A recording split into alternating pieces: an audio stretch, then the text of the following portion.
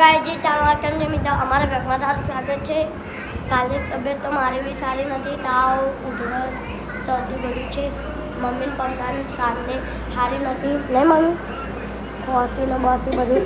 અત્યારે મમ્મી બટેકાનું શાક બનાવશે, ફોલી રહી છે. શાકનો હવે થોડો આરામ પડી ગયો છે. ટાકો ટાકો ટાકો હાય. પપ્પા સુઈ રહ્યા છે, કામેથી આવી થાકી ફોન ગયો છે. અમારો બ્લોગ ગમે તો લાઈક કરો, ફોલો કરો, સબસ્ક્રાઈબ કરો.